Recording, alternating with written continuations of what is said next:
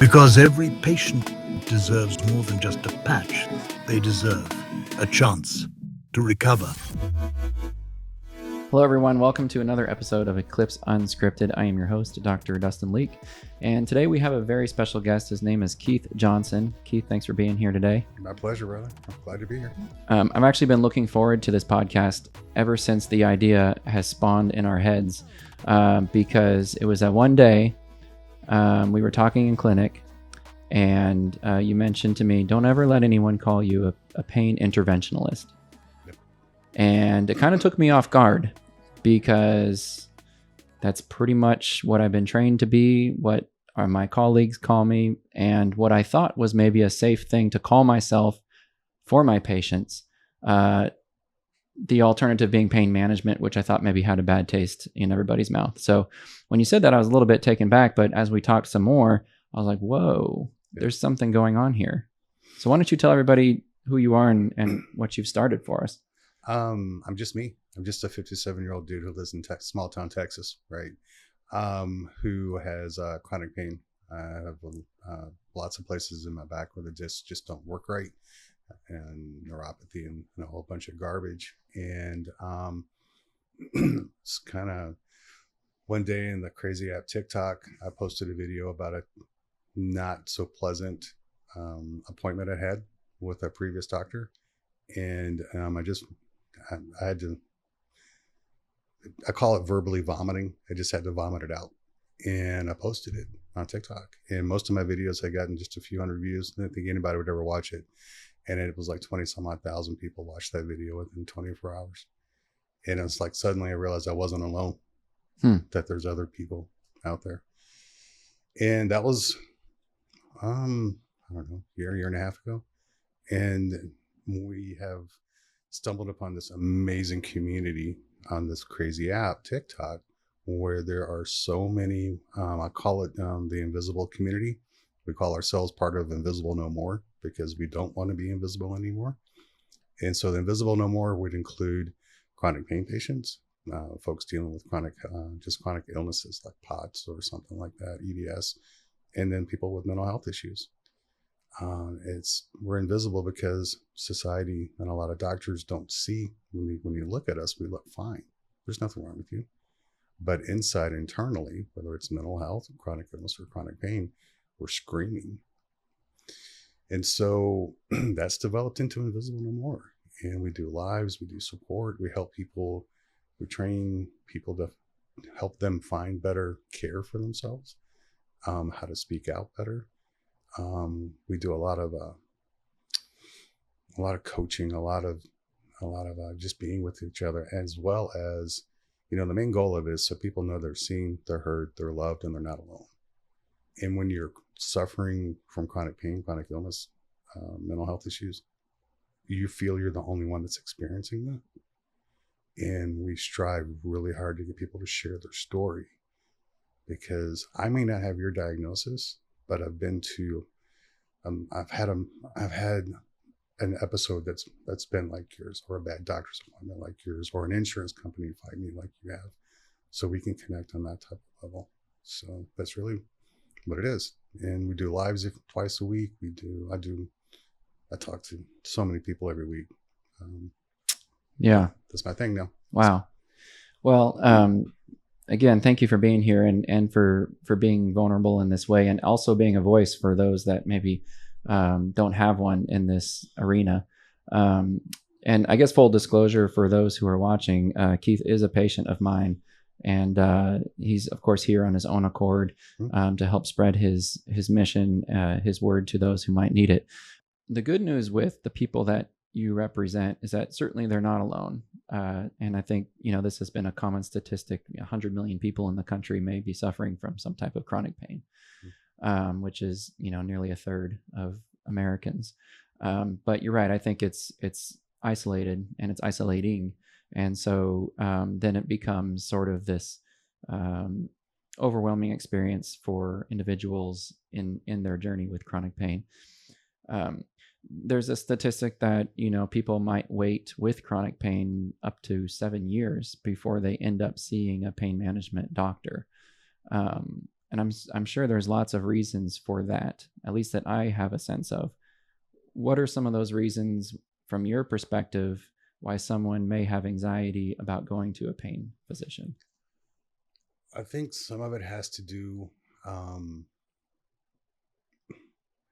think this is going to sound crazy, but I think a lot of us were brought up in a generation where it doesn't matter, you just go.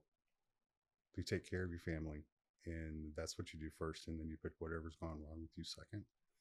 And this is for guys especially, and I'm not trying to sound bad to the ladies out there, because I know they're in a lot of pain as well, and they do incredible things too.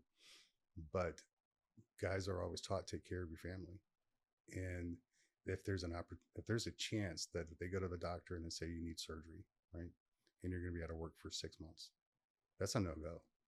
That's an absolute no-go. Mm-hmm. I think some of it is it's been brought out to society, that medications can be addicting. And so I think a lot of people are paranoid about that as well. And I think they've just been taught a lot of times just to keep going until it gets to where you can't. Right. And that's the sad part, because you push yourself so far, and then it gets what started out as maybe a bulging disc, and then you get sciatica, and then you get all these other problems going on top of it, when maybe you could have, caught it sooner. Like I used to be a truck driver for a while. I can't get back in a truck. My back can't take that abuse of a truck because I waited so long. What is the fear that someone might have with pain management specifically? What kind of experiences do your followers have when it comes to seeking care from a pain management physician? Are you talking a person that's new coming into a pain doctor, or a person that's been around the block? Because it's perhaps both. What are the expectations going in for someone that hasn't been there before? Because I think that's just as important, if not anything, to set everybody off on the right foot. But also, someone that has maybe been to 3 or 4 doctors beforehand, and the challenges they experience with ongoing pain management. I think maybe I'm probably more better versed in the people who've been around the block, but for the newbies coming into it, they're scared. They know somebody's cousin's aunt's brother's sister's nephew that had low back surgery, and they never walked again. Right now, that ever happened, who knows? But that's what's been told to them. I don't want that, So that's a no-go. I don't want to go, because they're going to tell me I need surgery, and I don't want surgery. So maybe that's the fear, I guess you could say, fear of unknown. What are they going to tell me I have to have done? Right. Okay. Yeah. And they're battling that. When you get to patients who've been around for a while, man, that's a whole slew of things. Because some of us have medical PTSD. We've been truly traumatized by previous experiences where we either honestly been lied to, gaslit. Procedures have been, if you don't do this procedure, I'm going to cut you off from all your pain meds. It runs the gamut. So there's a really big trust issue when you walk in, and it's hard for both, because as a provider, I guess you want to trust the patient that's coming in, but when they've come in and they've been in bad situations from other doctors, I can just speak from my experience. It's nerve-wracking, and it's terrifying, because what's he gonna do? What's this person gonna make me do? What kind of hoops do I have to go through? And that's why we really try to teach techniques. Oh, it's not just me. There's other people that are involved in this. When we get together, we try to teach techniques to help people be more prepared when they go into, to a situation, for when especially if they're interviewing a new doctor, to have your information. And if it goes sideways, if you run into a buzzsaw who, you're not going to be able to work with, how to not take that personal, how it's not your fault that interview or that appointment didn't go well. That's just really what it is. A lot of people are just they've been beat up, You know, and it's a good question. One of my this lady emailed me. She's like, "Why do we even need an invisible no more?" Hmm. And it's like, it's because we've been through the meat grinder at times. What are some examples that you can give with regard to what patients might perceive as being dismissed or even harmed in some way in their encounter at pain management? I think I'm going to butcher the term opioid-induced hyperalgesia. Hyperalgesia. Hyperalgesia Mm-hmm. is maybe at most 6% of the population. Is that close? Right, 0 to 6%. I think it's probably, in my opinion, I think it's probably underdiagnosed. You think so? Mm-hmm. Because it's abused. Well, I guess there would maybe no way to know. Now, let me ask you this. Someone comes in and they have a lot of pain. Hmm? They're on a lot of opioids. The only way to know if they have opioid hyperalgesia syndrome would be to take them off the opioids. Well, what if you gave them an increase in opioids? Because if the opioids are causing the problem, that's what mm-hmm. what that is, right? Mm-hmm. If you increase the opioids, the pain's going to get worse. Mm-hmm. So instead of withdrawing the opioids, not necessarily, only because a lot of these patients, I feel like they are on high doses to begin with. Mm-hmm. And so while it's impossible to know if all the receptors are being saturated or not, that is the assumption that probably all of the receptors are being saturated. And so by increasing it, you're potentially only increasing the risk of the opioid rather than the potential benefit. Right. Now, again, we are in hypothetical land. Yeah. So I say all this respectfully. I think everybody's different. And everybody deserves an individualized evaluation and approach. So as long as everybody understands that, that's number one. But if we're speaking in generalities, opioid-induced hyperalgesia, which for those of you who do not know, I basically describe this condition as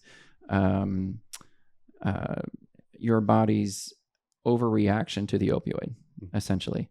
So I think it happens more in younger folks, and by younger, I mean less than 65, let's say, where your brain is more plastic, it's more adaptable, and it does not like to be sedated.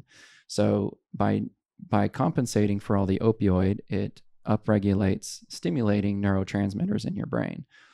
The problem is these stimulating neurotransmitters, such as glutamate, for example, sensitize the nerves and make them more likely to actually transmit pain signals. So it's kind of a catch-22. Now, when you read about opioid hyperalgesia syndrome, the only way to really diagnose it is to taper and discontinue the opioid, give the brain a chance to recover. And then if it doesn't, then you probably don't have that. But wouldn't that be the same answer if you had built up tolerance? Yeah, great question. So, and I'm not trying to pick fights. I'm asking questions fairly. No. This is great. This is what we're here for. Yeah, absolutely. No. So tolerance is a natural phenomenon that occurs.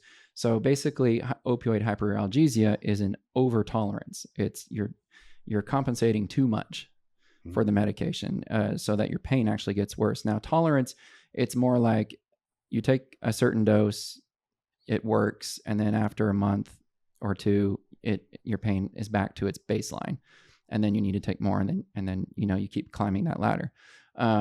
So that's tolerance, and pretty much everybody develops tolerance. I don't think everybody develops opioid hyperalgesia, but I would say opioid hyperalgesia is a tolerance reaction on steroids, if that makes sense. Yeah, that does. If it is more prevalent, can I make a suggestion? Explain that. Okay. And you're speaking to other pain doctors, right? Yeah, because you would. Yeah. And I want to make that clear, y'all. I'm not talking specifically to Dr. Leek No, doing bad things. Yeah. Because they're personal experience. You have this. How do you know I have this? Because I know. I'm trained. Right. Explain it to me. Well, explain to me how I developed this. I don't need to. You have it. We're going to take you. Do you see what I'm saying? That was an act, and that just that whole conversation ended with, I'll never forget, I'm treating your pain correctly. So if you're still hurting, it's your fault. Right. And that was just a bad day. But explain it. And I think when I was talking to people that I was going to come on here, and I was like, if you could change your doctor in one way, or if you could, you're meeting your unicorn, what is one thing this doctor would do for you? They'd say, listen. Just listen. And then, so that tells me communication. And, a lot of chronic pain patients will go through the hoops, right? Just explain it. Mm-hmm.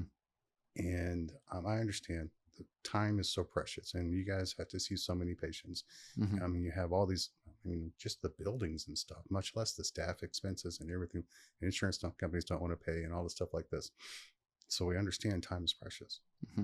But that 10 minutes that person has, do your best to explain and say, hey, I think part of your pain issue may be this opioid-induced hyperalgesia. This is why I'm thinking this. I think Mm-hmm. moving forward, maybe I want you to get ready, because I think we're going to do a taper. And if it's not what this is, we'll find out relatively quickly. And I want you to understand, I'm not doing this as a punishment. We're not doing this because I don't believe you that you're hurting. We're not doing this because I don't trust you. I really think this may be an issue for you. And I think if you set it up correctly like that, I think you're going to get a lot less pushback. And even for all of us that have been put through the grinder, that have the PTSD from bad experiences, you're explaining it, and it's making a lot more sense, instead of just, you have this, and this is the answer to it. Does that make sense? That makes 100% sense, because I think not only are physicians going into a room with certain biases and prejudices, you might say, but patients are as well against the pain physician. Oh yeah, I want to make that clear. Yeah, we right, do. right. Oh yeah, and that's why we're here. I want to air those out so that we can, on a national level, universal level, improve the relationship, Mm-hmm. because it's a shame when someone doesn't get the care they need, and even the physician doesn't feel like they are making a difference either, because of lack of communication or what have you. So in this case, if someone says to you, hey, Keith, like, we need to take your medicine down, and you say, why? And I said, well, I think it's actually causing your pain, opioid hyperalgesia. So we're going to do that. And then you're like, but wait, what? I don't understand. And then I'm like, well, sorry, I got to go. Bye. Your immediate reaction might be, oh, well, he just thinks I'm addicted. I'm a drug dealer. I'm abusing the system, or I'm faking it, whatever the case might be. Faking it. And he's using that as an excuse to just take me off this. Is that the immediate reaction? Yeah, it's like, what the hell? Yeah. What did I do? Right. I've known this guy for sometimes 6 months, sometimes one previous appointment, and now I'm getting diagnosed with this. And the one thing, and we'll get into this later, because to me, a pill is not a plan. Okay. But a lot of people treat it as it is. But you walk in, and all of a sudden that your plan is being taken away from you. What do I do now? Right. And I think if as doctors and patients can work together to answer, what do we do now? Because we know there's going to be pain. Because if you're there for pain, you take it away, there's still going to be pain. How do we handle that? How do we go into it knowing that we're still going to be hurting? Right. Yeah. So I think that so on this side of the fence, I might say, the first rule is to do no harm. And then the second rule is to do good, essentially, when it comes to our Hippocratic oath, you might say. So there's one patient in mind at this moment. I'll give her as an example. When she first came to see me, she's been on opioids for probably a decade, and a lot, like 300 to 400 oral morphine equivalents, which is 3 to 4 times what is considered to be a high dose. Yeah. And but her pain was 10 out of 10. 8, 9, 10 out of 10. So at that moment, I'm like, okay, well, at least we can say probably this is not doing what we need it to do. And you're on a lot of medicine, which is doing more than just increasing your risk for addiction, right? And I think that's probably an underspoken topic in and of itself, just how it changes the other physiology of your body over time. It's just not good, right? Any medication, I would say, is true. But but I didn't change her on the first visit because, again, if you're trying to build rapport, you're trying to build trust, you say, you take a patient where they're at and you say, unless it's just egregiously dangerous, right? I mean, but in her case, she's been stable on this for a long time. So I was like, okay, well, let's meet you where you're at. Let's get some tests. I want to understand more about what's going on. And then as time goes on, you start having those conversations. And in this case, I suppose I'm speaking to the healthcare community. If you don't have the trust of your patient, then you can't help them. That's just number one. So, but to conclude that, over the course of about a year, we weaned her down to like 60 oral morphine equivalents, and her pain's actually like a 6 or a 7 now.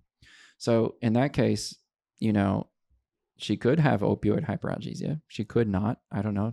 A lot can happen in a year.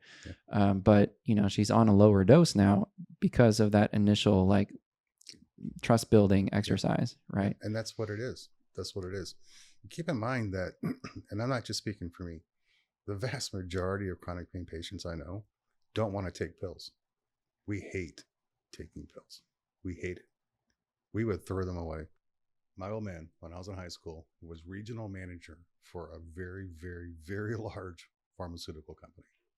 He would go ride with his little sales dudes and go to doctors. You know, back in the day, they'd come in and they would bring samples in, right? The trunk of his car was stocked better than any Walgreens you've ever been to in your life. All these samples, right? I was brought up, there is a pill for everything. So bad that when I was in grade school, if the nurse gave me an aspirin for a headache, no, it has to be a Tylenol. I'm not taking anything. Okay. But so I'm used to it. I grew up that way. I hate taking pills. I hate them. And so does every other pain patient you have. We hate them.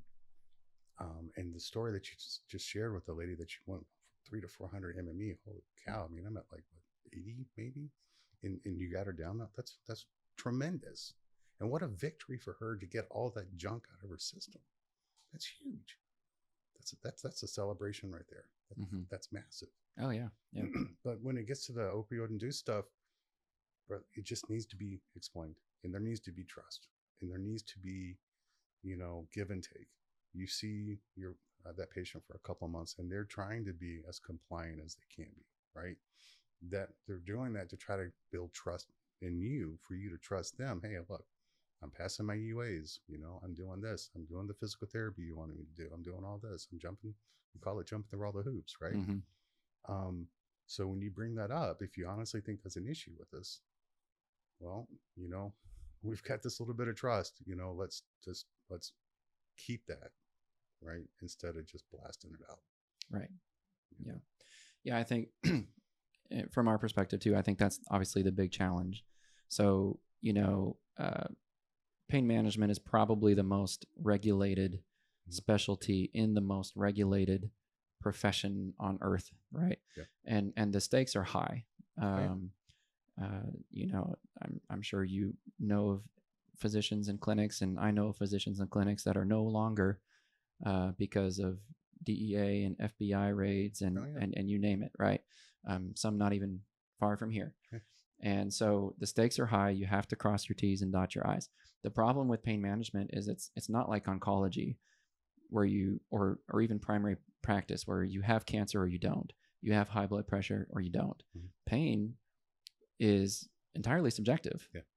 And if you had a lineup of 10 people from 0 out of 10 pain to 10 out of 10 pain, they could all look the same, right? That's the challenge.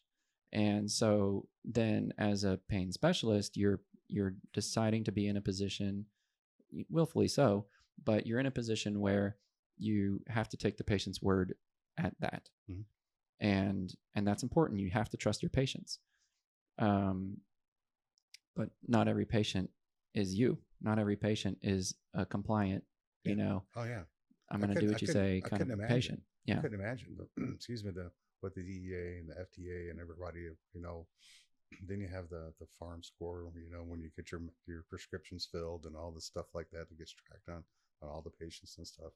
I couldn't imagine the documentation it takes to run a successful, lack of a better term, pain clinic. Let me give you an example, because this actually happened just this week.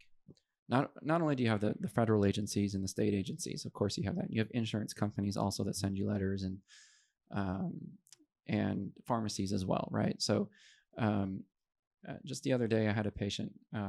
They live in a small town, Texas, just over 70 miles, like 75 miles from here. Well, where they are from, you know where I'm going with this. Where they are from, there's no pain doctor around. Okay. And so they come here. Well, okay, that's fine from my perspective. Well, this patient's on a controlled medication, and I sent it to the pharmacy in their town. And so they go back to their town to fill the prescription, and the pharmacy won't fill it. They say that the doctor's too far away. Wait, what? So I call the pharmacist and I say, what's going on here?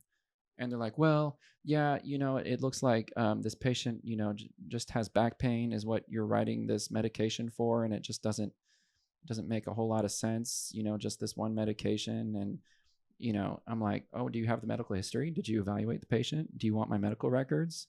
Like do you understand what this patient has been through? Oh, you don't? Okay. Well, then what's the problem? Well, they live too far away from you. Well, what's the limit? 70 miles. There's no pain doctor where they live. Yeah. And you're talking about 5 miles more than your protocoled radius. It's insane. But that I have to spend the time basically arguing with this pharmacy, and it came to a point where I was like, look, man, if you think that I'm running some sort of drug mill here, like, report me. It's actually your duty. Yeah. We get inspected randomly twice a year. We're registered with the state. Like our books are open to those who have privilege to look at it. But that's kind of where I was left with, because he was treating me as if I was doing something wrong. Yeah. So I don't think I can't believe it. I mean, I can believe it. But the problem is there are doctors that do wrong. Yeah, there are. And so I say that because I don't, like, as far as patients go, like, I think good doctors and good patients are both victims of the same system. Mm-hmm. We are. And I agree with that 110%, because everybody sees a pain patient as an addict. They don't see the difference between, at least potential. Well, no, seriously. Yeah. They see us. They don't recognize the difference between being opioid dependent in a way, right, to have a quality of life, right, and opioid addiction. They can't. 90%, I would say, the general public can't separate the two. That if you take it for a year, because they pull out from somewhere, they read online, if you take pain meds for more than 3 months, they skip over the whole chronic pain stuff. It's over 3 months, you're addicted. No, I'm dependent on these. Right. Did you know that what I take gets me to a level 5, maybe on a good day, and I'm happy with that? That it would take twice as much to get me to a 1 or a 0, and I don't even ask for that. Mm-hmm. And they look at you like, why don't you get that? Because it's not realistic. I can have quality of life at a 5. So yeah, I can imagine, because we catch it too, and you guys have to catch it. I'm surprised my pharmacy didn't do that to you, because as the crow flies, it's only like 52 miles, but if you go roadwise, it's a lot longer than that. Yeah. And I'm surprised, because it's a small town, because I don't go to the mega pharmacies, because I've had experiences there. That's the other issue I have. I mean, there's roughly 2,500 pain physicians, board certified pain physicians in the U.S. 2,500 for 100 million. Yeah. Like, some patients are going to have to drive a little bit. We are.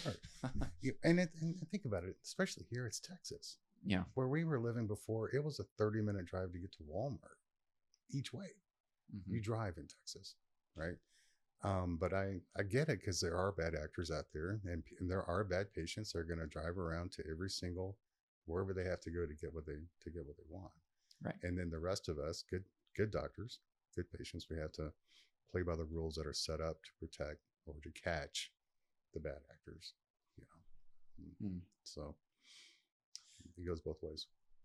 What is what are some of the things that you explain to your following or those that might have questions about how to interview a good pain doctor, a good fit for them?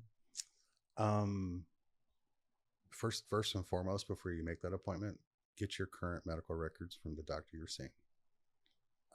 Because I'm not saying Dr. Leek, in a lot of cases, those medical records are not correct in 100%. And I'll use myself, for example. The previous doctor for 6 months said I had the opioid-induced, right? Never once put it in my chart. But was every appointment was beating me up. That's what I had, but he never bothered to put it in the chart. Excuse me. So you need to know what's in it. So in case something is glaring, or if something is out of line, that you can be ready to explain. Say, hey, I don't know why they put this in here. He didn't work on I didn't get injections on my right hip. It was my left hip. Something simple like that, to something that's dramatic, right? And if you have screwed up and it's in your record, you need to know how it's worded, so when it gets brought up to you, you can explain it. So that's number one. Before you make that first appointment to go start interviewing people, get your records and find out what you have. Let me comment on that. Absolutely. Not only does it help me, but we're actually required, especially if we're going to be continuing a controlled substance, to request those records from your prior physician. So yes, if you want to expedite your care and start the relationship off on a good foot, please come with records. Because then I can say, oh, looks like you've already tried A, B, and C. You've never tried D or E. Let's give that a try. Yeah. Otherwise, we're spinning our wheels. And to practice safe medicine too. What's the reason why you're changing physicians? And that's another thing that that's one of the longest conversations we have. I don't know if you remember my first appointment with you. I was biting my tongue because I really wanted to explain the situation I was trying to leave. Because I don't want to put all doctors in the same classification. And I would expect you, because you're a physician, just like that person is, you've done all the tests and the licensing and stuff, that you're going to kind of take that as, oh, this kid's crazy. The doctor couldn't be like that. Something must be going on here. So we need to temper why we're leaving and present why. So in my case, I felt I was woefully under medicated at the time. But at the same time, I wasn't being offered physical therapy. I wasn't being offered, I asked if I could do acupuncture. No, absolutely not. I asked about counseling. No, absolutely. There was a time, oh, you want to go talk to a therapist? Here, I can write you a script for an antidepressant. What do you want? No, I want to go talk to somebody. Well, that's just a waste of time when I can write you a script for XYZ. That's okay. Don't bother. So when I came to you, and when I tell people, focus on things that you want to try that you can't get or aren't getting where you're at, and be open to what you're willing to try. Don't just say, well, PT's never worked for me. Okay, well, this type of PT didn't work for you. Maybe this type of PT might. Right. Right. Right. So, so get your records. Be prepared to discuss what you're willing to do. And a 3-minute speech. There's a guy that's on TikTok, Dr. Mike, and he wrote a book, and he talks about a 3-minute speech. And I've kind of taken that and morphed it into using SBAR, situation background assessment, and what's the R? Recommendation, right? Which is something that I was nervous to tell you about, because SBAR is something that's taught in a lot of medical schools to help quickly triage and come up with a recommended plan of action, right? So if we take our story in 3 minutes, what's wrong with us? Maybe how we got hurt. What have we tried? What has worked? What hasn't worked? And what are we willing to try to do? And what are we looking for to try to do? Yeah. If we can get that and then present it in the situation background into a format that medical staff have been trained to think already, that's even better. But go back to the 10 minutes we're going to get, right? And chances are you haven't looked at our medical records yet. Mm-hmm. So if we can get 3 minutes and focus on that, concise, and get everything in. And here's the thing, we tell them, you may never give that 3-minute speech, but memorize it, because during conversations, you're going to be able to get bits and pieces of that 3-minute, the important things, the highlights out when you're talking to somebody. Right. Yeah. And so I think when it comes back to pill management versus more of a comprehensive approach, right? And I think you used the term jumping through the hoops earlier, right? I think from my perspective, there's this idea that, well, I know what works for me, doc, and it's this pill, because I get that a lot, and I respect that. But at the same time, I feel like, and you're welcome to correct me, but I feel like every patient kind of thinks they're unique in that sense, where it's like, none of that other stuff works. Like you said, I did PT. None of that works. I know this pill works for me. I'm unique in that way. Can you treat me unique in that way and just give me that pill? Well, I mean, I'm here to tell you that pill is probably going to work for most people, at least for a period of time. I mean, it's a narcotic in this case, right? It's just like drinking too much alcohol is going to make you drunk. It's probably going to do that for most people at the certain dose. So I'm not convinced that you're special in that scenario, and I'm not convinced that medicine is special. Now, could it be that literally we've done everything else to the best that we could, and that medicine is all that's left? Absolutely. Mm-hmm.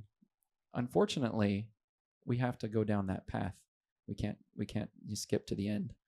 You know what I mean? Mm-hmm. And so I think that's part of it as well, is identifying that no, there are other things that can treat your pain. And I get this all the time. A patient will call the clinic and they'll say, hey, I'm on this medicine. Will Dr. Leek write this medicine for me? And it's like, we don't even know you. Yeah. We don't know where you came from, what your motives are, what you tried, what you didn't, we're not starting off on a good foot that way. Right. Yeah. And in most cases, you won't get an appointment. Yeah. Because of that. They shouldn't get an appointment. Right. I think when we're talking to people and I'm trying to help them set themselves up to find another doctor, one thing I want to mention real quick, we prepare. I try to get people to prepared to know they're going to kiss a lot of frogs before they find the doctor that they are going to feel comfortable with, because you will. Not saying all doctors are bad, but personality wise, it's going to take a few probably before you find somebody. When it's the pill is not a plan. Mm-hmm. And that's something that on our lives and in the videos we do, we try to drive that home. Right. Because even if it's just a pill and seeing a therapist, or a pill and exercise, it's a tool in the toolbox, where in the past, so many of us have had to fight to get a pill to help with pain. The giving it up thought is scary. And we're going to tell you to take a hike. Right? Absolutely. It is scary. So, yeah. So a lot of us don't want to give that up, but it needs to be, and we're seeing a lot of the people I talk to, I'm starting to see shifts where people are realizing, okay, I'm going to need to do X, Y, Z as well, to make me better. Because you got to keep in mind, most of us don't want to take meds anyway. Mm-hmm. Right. But it's the only thing that we've been given that's given us any relief. Mm-hmm. So giving it up is a really scary thought. Yeah. But we tell people, listen, especially one other thought real quick before I forget, when it comes to interviewing doctors, it's so hard to convince people of this.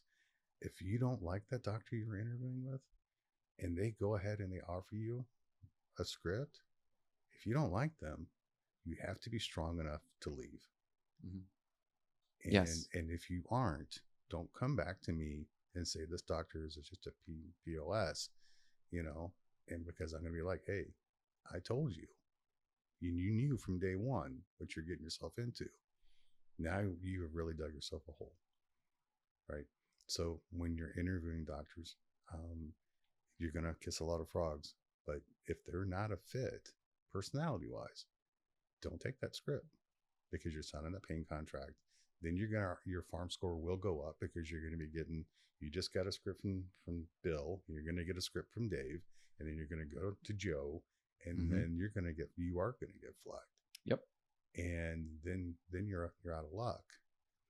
Right. So, but when people are coming in and they're like, well, I don't know, can I say a brand name? Can I say Percocet? Percocet 7.5 is the only thing that ever does anything for me. That's the perfect. I don't need more. I don't need less, but I have to have that. Okay.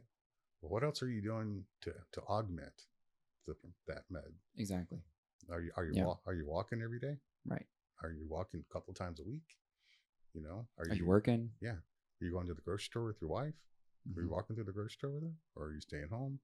What are we doing to help augment, to make that be more successful?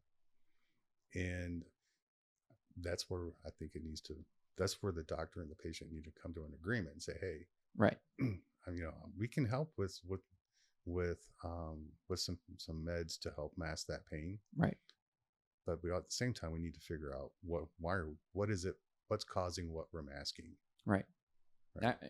And I honestly, what? This was my reading, so can I go drop one real quick? What are you doing?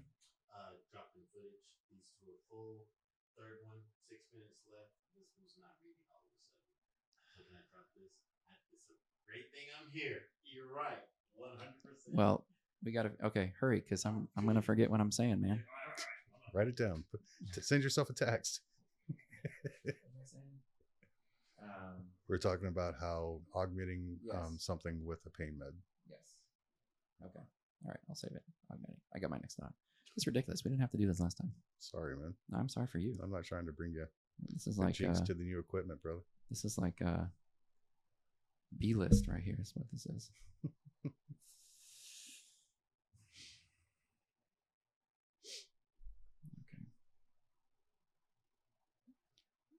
I would say we're probably.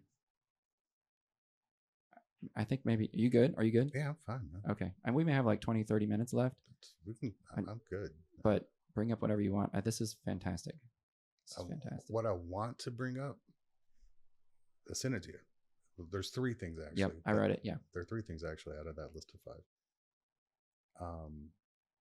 I want to ask you how to get tips to help people who have appointment anxiety. And 1 or 2 tips for being a better patient. I think patients need to set better expectations. And we don't have to bring it up today, but I do want to pick your brain sometime on that crappy ACE, the adverse childhood experiences. Exactly 2 minutes, 30 seconds. Because there are so many people that are getting beaten over the head with that, especially if they have a POTS diagnosis or a fibromyalgia. It's crazy. That's what's wrong with them. They'll take everybody has those ACE forms to fill out when they walk in, and they fill it out, and then, oh, you have fibromyalgia? Huh, that's interesting. This happened to you as a child. Studies show that if you have bad experiences in childhood, that you have a tendency to get sick, and that maybe this pain you're feeling, I can't tell you how many times I've had ladies cry when I'm on the phone with them, and they're like, dude, I am really, really hurting. But this is what they're saying. And then what happens also is when that gets brought up, there are so many ladies I've talked to that were abused as kids, that terrible things happened to them, that they've worked for years in therapy to process, and you get through it and you get past it. And then they're told by a doctor they barely know after 3 appointments that what they have is really not, that you don't have that. Your pain isn't real. It's being caused by this trauma that you've worked through and experienced. And what's happening is these doctors are realizing these ladies have really complicated issues. And they're wanting to not have to delve into it, whether it's to the time commitment or the difficulty or the testing or whatever. And they're just writing them off. Can we because can we visit that after the concept of calling me an interventionist or not. Yeah. Because I think that would be a good thing to like. If I'm going to say, okay, no, we need a comprehensive approach, then you can say, well, let's talk about this then. I think that's a good topic to talk about. Yeah, I mean, I'm not saying that. I'm obviously not saying that's something that you would do. No. But Yeah. And it's a sensitive topic, but I hear it so. I want everybody to hear what you're saying. Yeah, because this is educating me, man. I appreciate that. No, man, it's just what I hear. Yeah. And it sucks being an empath. I never thought I was an empath. I thought I was just a dude. Mm-hmm. But, and as an empath, they said, like, the definition of it is you feel, you take on that. Dude, there are times I don't pick that phone up for days because I can't open the app because I get so mentally, it gets that bad. And when I have a lady on the phone who is floored that somebody will even talk to her, right? And they break down on that kind of stuff. It's brutal. Yeah. We were stupid to do it because it wiped us all out. It kicked our butts. But people started joining. By the end, we had 50 people voluntarily start talking about grief and how they process grief. And it was pretty powerful. I'm sorry. All the cameras are good? Cameras are rolling. Okay. Okay, so you were mentioning... We were talking about what kind of activities can tie into with the pill. Right, okay. The pill is not a plan. Right, the pill is not a plan. Yes, so I would echo that the focus should be on pain relief rather than seeking a prescription.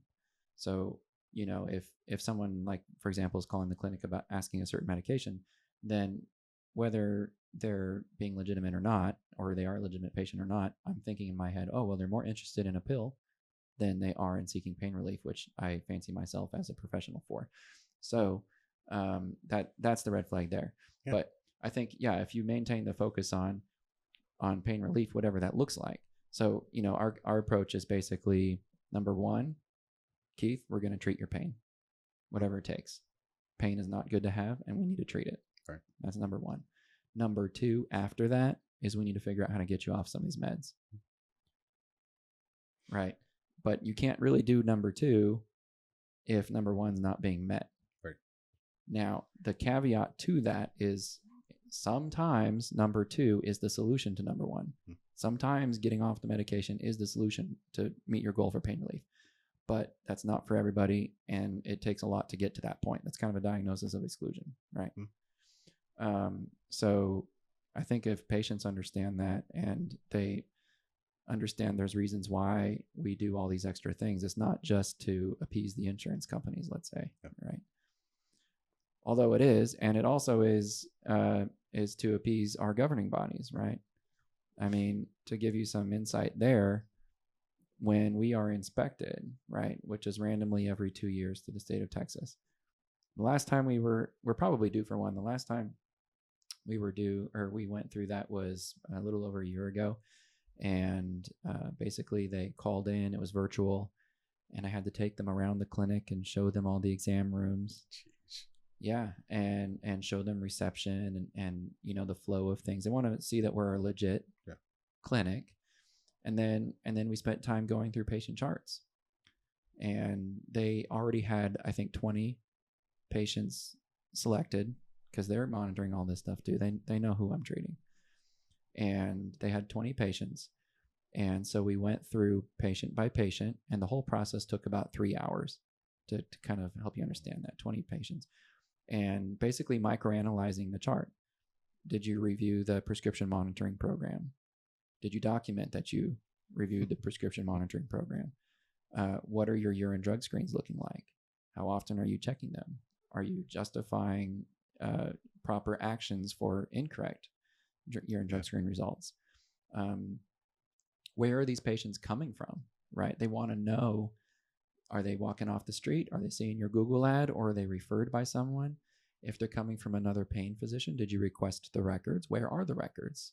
Did you incorporate that into your documentation, right? These are all questions that I had to prove patient by patient. Right. They're asking, what other things are you doing? Are you just giving them hydrocodone, let's say? Are you giving them other medicines like anti-inflammatories or, duloxetine or gabapentin, these types of things? Or do they have contraindications to them? What's your justification? They're asking, are they doing other things like physical therapy, injections, procedures, surgeries, imaging? What's the imaging show? I can't imagine. Right. So that's my point, is that not only, and it's not just to be, you want to fix that? Light went out. Yeah, he still looks good on there. To his left. Yeah, that's one problem. So we are somewhat limited based on, oh, it went back on. Okay, that's fine. Just forget about it. So not only are we, that didn't come about just to be some sort of draconian oversight committee.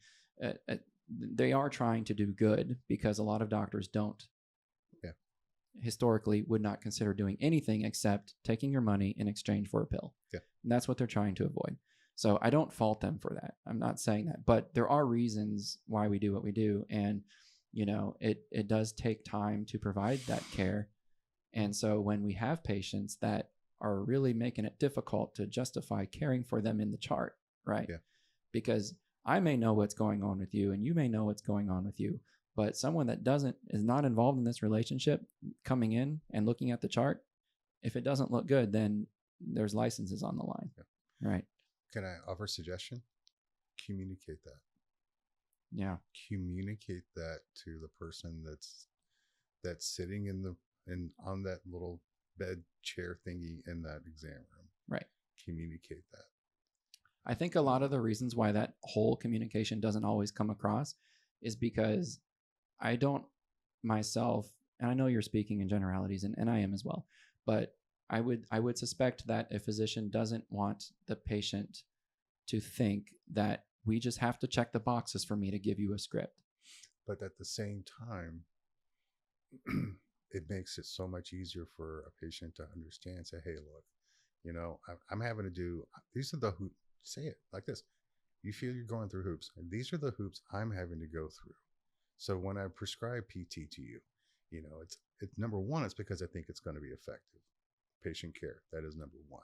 But I have to document that we're trying other things, and maybe that'll take somebody off edge. Maybe they'll be like, he's making me do this, blah, blah, blah, blah, blah again. Right. Right. Because, and if it's people that are just coming in for that pill, bad people coming in for that pill, they're going to run away. Right. You'll never see them. And they do. Right. Because that's not the object. Right. If so many of us want to get off these things and don't want to take them. So if you can sell me on PT, or you can sell me on a dietary change, or you can sell me on acupuncture or whatever, and say, we need to show that we're making progress. The perceived benefit of the pill is much greater than the perceived benefit of literally anything else. I think that's the challenge. And because again, I think my gut reaction is that I'm uncomfortable with the idea of going through hoops, only because I've seen these hoops actually work. And if I say that we're going through the hoops, it's almost like I'm dismissing it as an effective treatment. How you feel. But I think that possibly giving a little bit of background may, sure, to the right patients is going to benefit. Absolutely. And, yeah. Because again, so many of us have been put through what we call a meat grinder, to get inadequate care.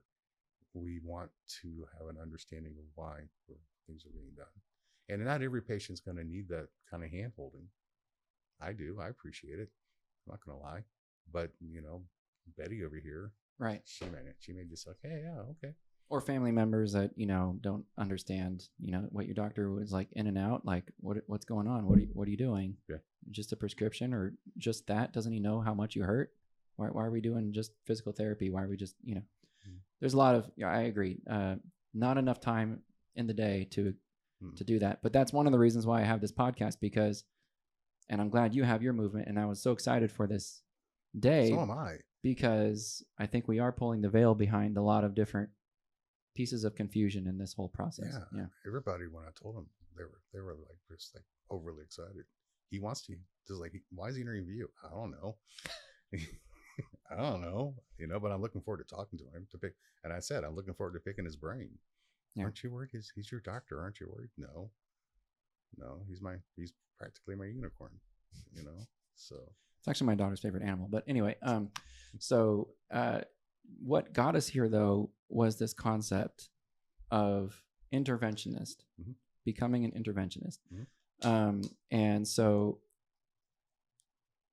apparently, and I've learned this based on watching your content and hearing some of the voices that you represent. That's kind of a dirty word in the pain management world. Yeah. Tell me some more about that for our viewers here. Pain interventionist is like the dream. That's what we all want to go see. Somebody who will not just treat my leg, but will won't just see me as a bad leg or a painful leg. They'll see me, right? And they'll offer me different ways to get that better. However, that term has been co-opted, just as there's bad patients, by bad doctors. And they've caught on to it as like a catchphrase. And they're no longer a pain doctor or a pain manager. I'm an interventionist. And they take, I'm trying to be polite, you see it as a cop-out.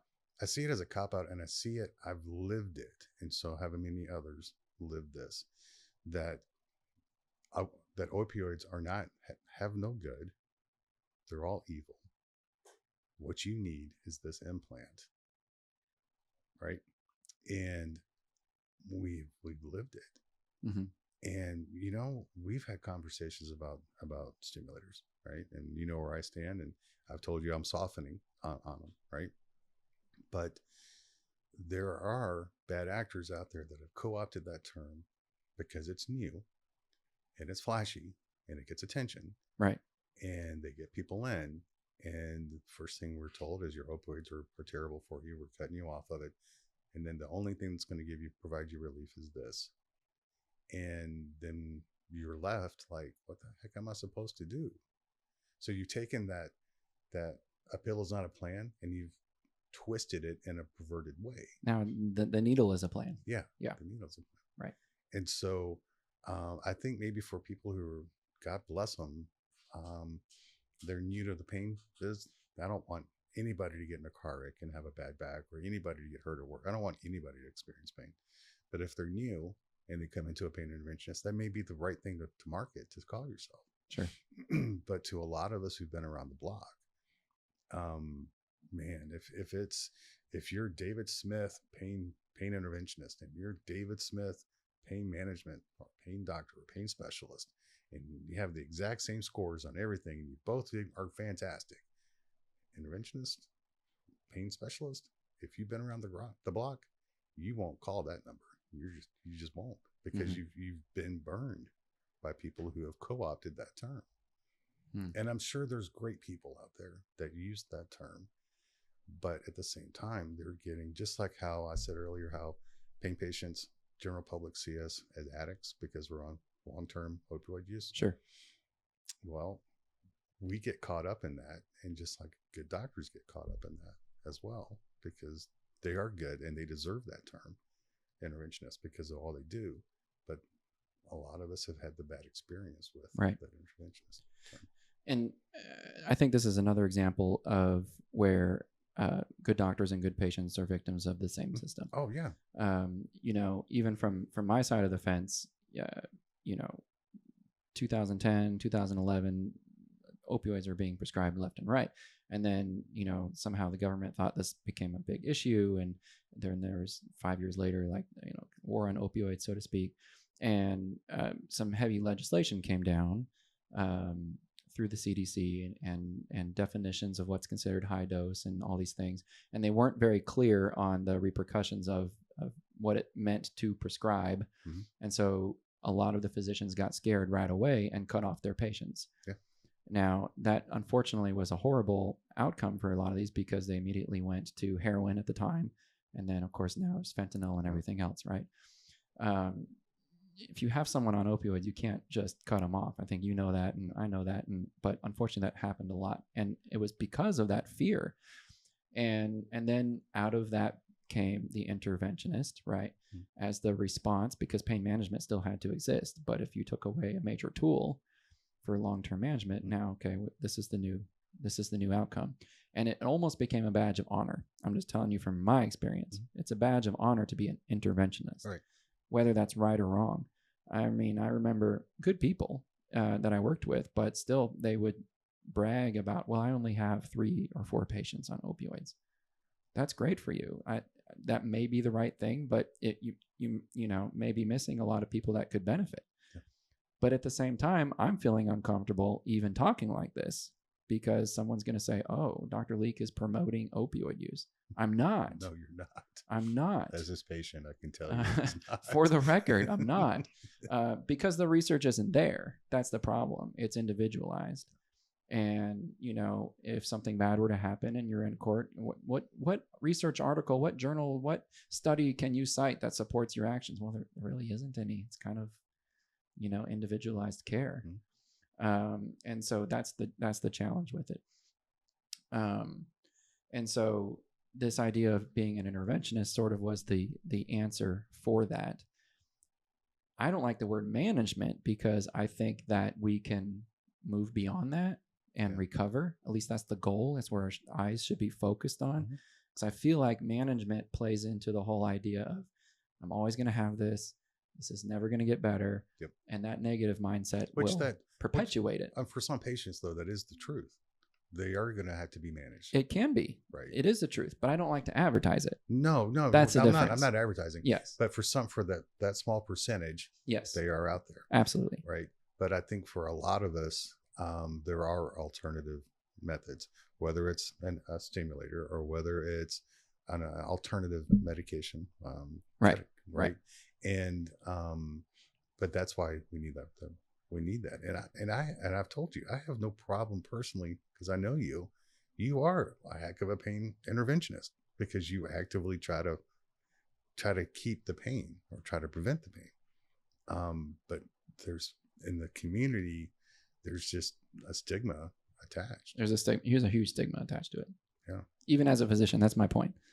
And I think, again, that's what's contributing to a lot of these negative encounters, because we feel like not only do we have to answer to you, but we also have to answer to all the people that are looking over our shoulders, and even our colleagues, where it's like, oh, well, I know he will write for anything, but you don't really know that. That's if you see 3 patients on it, then you assume, you know what I mean? But the state knows. There's no secrets here. There's no secrets, man. Yeah. There's no secrets. But I don't have an answer for you. I want you to be successful because I get, and it's not the medicine right that come in here that I get. It's the understanding. It's the fact that I was telling a person the other day, I said my last appointment, I waited like 45 minutes for him. He was late. And they were like, did you go off on him? I'm like, no. And they're like, you're crazy. I'm going, yep, I didn't have any pain meds in me. I was hurting. Oh God, I was in a bad spot. And how did you not go off? I go, because I remembered I took 45 minutes of his time 2 appointments ago. I made somebody else wait. Yeah. And that's why I come back here, is because you have that. Right. And you can't get that in a lot of doctors don't have the opportunity to do that. Right. Is that politically nice to say, to put it that way? Well, it's true. It's almost unsustainable. I mean, I see why, it's like you were mentioning earlier, it's hard to maintain a flourishing private practice, right? The way that the reimbursement system has always been changing to push people into big healthcare systems, hospitals, and things of that nature. This is not the place to be conspiracial about that, but I have my ideas on that. But I think there is and always will be a place for private practice because doctors are individuals and so are patients. Yeah. And there's different ways of doing things. Yeah, I think it has to be. This whole push towards mega centers and mega care and AI making the decisions, the patient care is going to go through the floor. Right. And that's all we really want, is to be. That's a whole other conversation I want to have with you about being a patient versus being a client and a customer, and how we teach that. Why sometimes you want to be a customer or a client and not a patient and stuff like that. So it sounds like we have some mutual understanding of each other when it comes to the, you might say, at least the need to offer and pursue interventions as part of a comprehensive pain management program.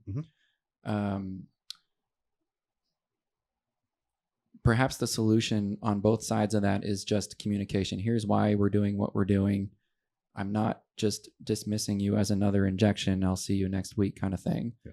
Is that kind of where the PTSD comes in? Yeah, the PTSD comes in. That's a great way to say that it comes in, because there's been instances where if you don't get the sciatic nerve injection, I'm not giving you your script. I can verify that conversation happens. Oh, I know that happens. I was trained to do that, by the way. Right. And so a lot of people, a steroid injection may, on the other side, may help them somewhere down the road. Right. There ain't no way in heck they're going to ever get it done. But you know why we're trained that way. I mean, I explained that we have to prove that we're doing other things. Right. If we can't prove that, I mean, every patient that could be drug seeking could just come in and say, no, I don't want to do that. I understand, but explain. Yeah. Explain. And I think you'll get a better reception.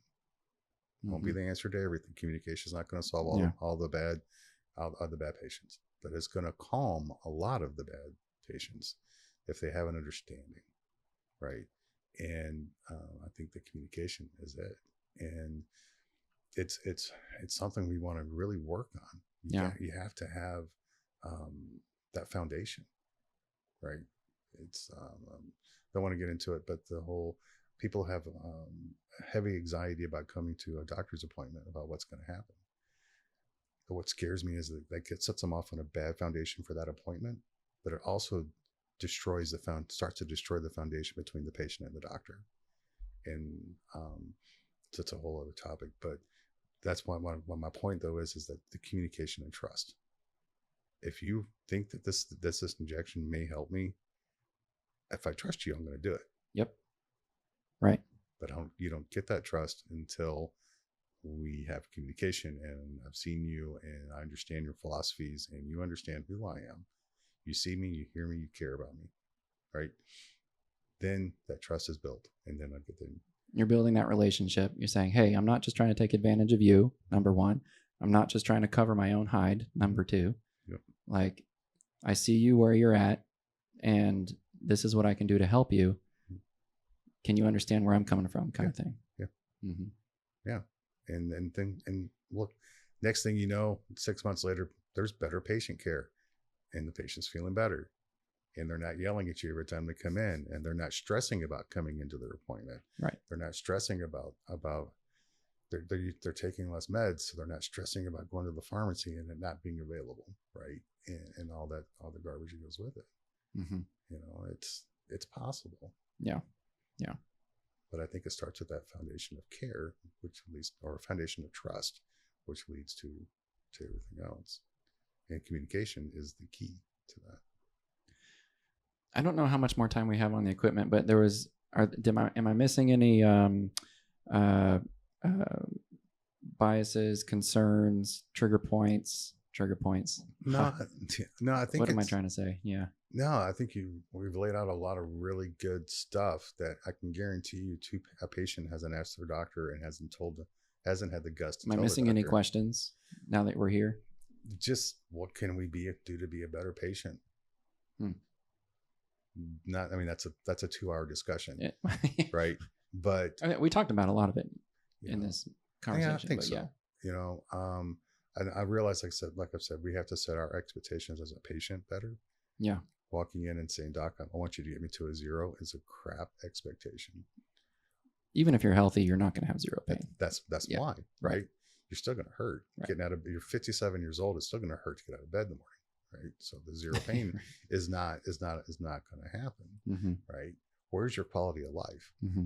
What can we do to improve your quality of life? What's your function look like? Mm-hmm. Right. You know, if you're here today and you can't go play with your grandkids, how can we get you to where you can go play with your grandkids? You know, that's the quality of life. Mm-hmm. That may be a med, but you know what? It may also be working with your Rangers guy in the PT room for Right. a little bit and stretching because Right. you haven't stretched in 6 years, right? So, I mean, I think patients need to do a better job with setting the expectation, because I think mismatched expectations causes anger and causes frustrations and destroys that foundation that we really have to have. Right. Yeah, if you can ever think of something that we can do to be better patients, to be, I don't want to say more compliant, because I feel a lot of us really work hard to be compliant.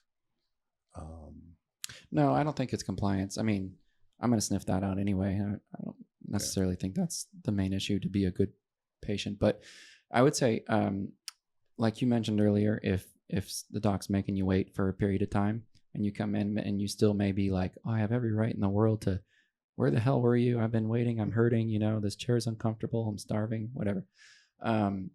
For you to maintain yourself in that moment and allow for a productive meeting to occur, I know I'm making you wait. I'm already walking in as your physician feeling guilty, making you wait.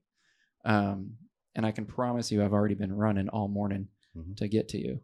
And so for you to maintain in that moment really does mean a lot, even if I don't say it at that time. So that is the truth. And I would say that does a lot. That's ultimately for your benefit, because again, I'm running out of time as it is, you know, and if we can stay focused on why you're here, then those decisions can be made, you know, to your benefit. So, but I do very much appreciate that, because, you know, it's a stressful job, and I can imagine, and it's stressful being a patient also, waiting in the waiting room. So I respect that. And I think, whenever that goes down, just know inside I'm like, oh, thank you. We can do that. We can do that. That's easy. But yeah, you mentioned earlier coming prepared, you know, with your list of questions, wanting to learn about your pain. Doctor means teacher, right? Like, I love to teach. I have little boards in my room. If I get to draw something to explain something, I'm happy. I love it. And for those at home, he does draw, and he does use the whiteboard in his office, in his room. So it's awesome. So, I mean, if you appreciate that, that's fine, you know, but yeah, coming prepared, and if I'm feeling utilized and you feel like you're utilizing me, then that's a good encounter. Okay. So see, I caution people against using WebMD. I'm like, be careful. You don't Google. Well, everything on the internet is you're dying, go see that. And that's why, you know, I'm like, but if your doctor mentions a certain terms, you know, research it. Right. You know, that way we can ask them questions. Absolutely. Yeah. I've been telling people to use AI to kind of like, you know, track their symptoms and stuff like that. Did that help you? I think it did when I brought in those sheets of information for you, and all that was printed out, and, you know, saved you. All you had to do was just slap it in my file. What it tells me more than anything is that you're engaged in your plan of care, and that's huge. And that builds trust. But see, there's a lot of pushback from other doctors who don't want us doing that, who don't want us asking questions, or don't want to. I've been on the receiving end where I've gone in and say, hey, you know, I was looking about this stuff on sciatica on my leg and XYZ, and I'm told that's not your job. You don't have that. Right. And just listen to me. Yeah. Because we want to be engaged. Sure. We want to, because we want it. It's our health. With the amount, and maybe this is just a generational thing, but I mean, I fully understand and appreciate that. I mean, with the amount of information that's out there on the internet and AI, like, if my patient, now I look at it as a red flag almost. Like, if you're not looking up stuff about you and asking questions, I'm like, what, do they even care about themselves? Care about yourself? Yeah. Because I would certainly be looking stuff up. Yeah. And everyone that I know would be. So, you know, and I think, you know, there's some doctors that, again, maybe it's an older generation thing. I'm not pointing fingers. I don't know. But it seems like, because I've gone through that whole process, if a patient is telling you something or explaining something to you or asking a question that you don't have the answer to, it's humiliating, because you're expected to, like, oh, I know everything. No, I'm telling you right now, I don't know everything. Like, but again, that was the expectation before the internet. Yeah. That's why you go to the doctor. Well, they've read all the books. Let's see what they have to say. They're the wise ones. But that just doesn't exist anymore. We're in major competition with what people can read anywhere else. Yeah. You know. But yeah, no, be invested, man. Good. That's huge. I'm going to keep telling them to do it, because I think if you don't come in as a patient wanting to be a part of your healthcare, that's a sign to just what you said. I mean, they're just here for the meds, man. Mm-hmm. You know, and Yep. How can you be honest with your doc? How can you convince your doc that you care about what's going on? You can't be mad at your doc for telling you to get injections if you're not over there doing research and trying to figure out how to make yourself better.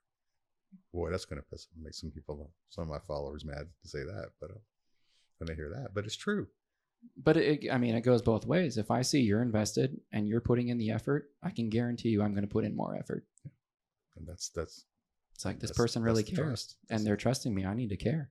And that's it. And we get trust because we communicate and right. See a pattern there?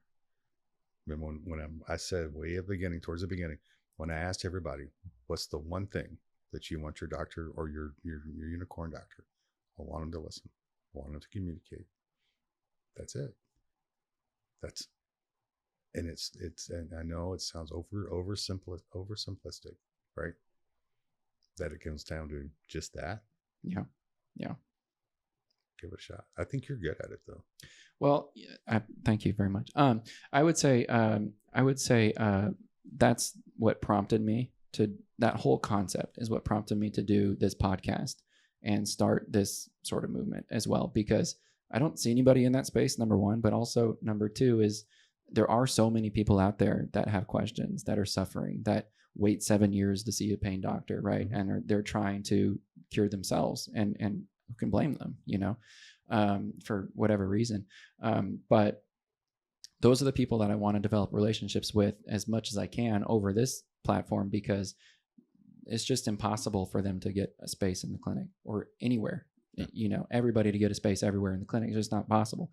But there are so many things that can be said, that can be done, that we can have that community, build those relationships, share knowledge and wisdom and education and DIY, type stuff where not giving medical advice, but sharing education. Yep. And that's what this show is about, and building those relationships. And that's why I was like, when you're doing that, I'm like, oh, we got to connect. This is amazing. Yeah. And everybody needs to know we're on the same team. It's the same side. Exactly. Right? And hopefully somebody will hear this, or hopefully somebody will find us on TikTok or wherever else they find us, and they'll get a piece of information that'll take their own stigmatism about their own reluctance to go to a pain doctor, take it down a level or two, and demystify it for them. And to, it's not just going to be we're going to get back surgery for you next week. It's not just that. There's so many other options and different treatments. So it's never been a better time to have chronic pain. No, don't say that. There's no such thing as a good time to have chronic pain, really. Well, we have more tools than just opioids now, so that's what I meant. we didn't even get into ketamine yet. We didn't get into this whole. Which, that's a good thing. I mean, well, perhaps we'll have round 2 next time. I think we should. We should. And I appreciate your time today. It's Friday afternoon. You guys don't need to be here, man. But I appreciate you because it's opening up the conversation. And I'll be dragging people over from TikTok onto YouTube when you tell me it's up, because they're wanting it. They're wanting to hear from you. They're wanting to get the information about opioid-induced. They're wanting to get that information and see it from a different perspective. Because I admit, a lot of us, we put our patients, man. We put our blinders on too. Yeah. So. Well, thank you so much. Mm-hmm. And thank you for those who stuck all the way through. If you do have any questions or comments, please leave them below. If you want to see more topics discussed like this in the future, certainly we are open to that, I'm sure. Please follow Keith on his socials. We'll put those links also up for you to check out. And until next time, have a great day. See you later. See you, bye.